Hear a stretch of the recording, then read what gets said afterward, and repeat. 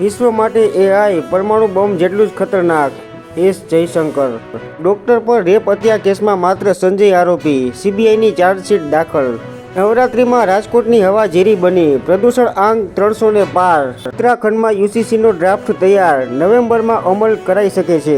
નાસ્ટ્રોડેમ્સની આગાહી, ઓક્ટોબરમાં મહાયુદ્ધ, ભયંકર રોગચાળો અને કુદરતી આફતો આવશે. ગુજરાતમાં આ વર્ષે મગફળીનો 58.4 લાખ ટન વિક્રમી પાક. પ્રજાલક્ષી કામો નહીં થતા ભાજપને સભ્ય નોંધણીમાં આંખે પાણી આવ્યું. તીખોએ કેનેડામાં પણ અલગ ખાલિસ્તાન રાજ્યની માંગણી કરી છે. મધ્યપ્રદેશમાં 7 વર્ષના છોકરા સાથે જાતીય દુર્વ્યવહાર કરાયો.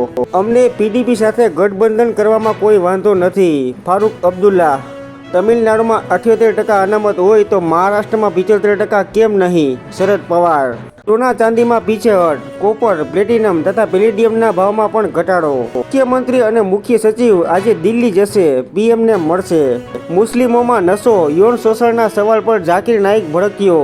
વકફ એમેન્ડમેન્ટ એક્ટ મુદ્દે અમિત શાહ અને નીતિશ કુમાર આમને સામને. નીતિશ અને શાહ વચ્ચે કોલ્ડ વોર. દિલ્હીનું સિંહાસન ડોલવા લાગ્યું. પશ્ચિમ બંગાળના મેદિનીપુરની ઘટના, બળાત્કાર અને હત્યાના આરોપીને ભીડે મારી નાખ્યો.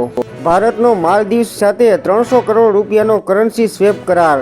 પાકિસ્તાનના કરાચી એરપોર્ટ પાસે વિસ્ફોટ, ચીનના 2 નાગરિકોના મોત અને અન્ય 10 ઘાયલો હોસ્પિટલમાં સારવાર હેઠળ. પાકિસ્તાનના સિંધની ચોંકાવનારી ઘટના, પ્રેમી સાથે લગ્નની ના પાડતા યુવતીએ 13 સભ્યોનો પોતાનો પરિવાર ખતમ કર્યો.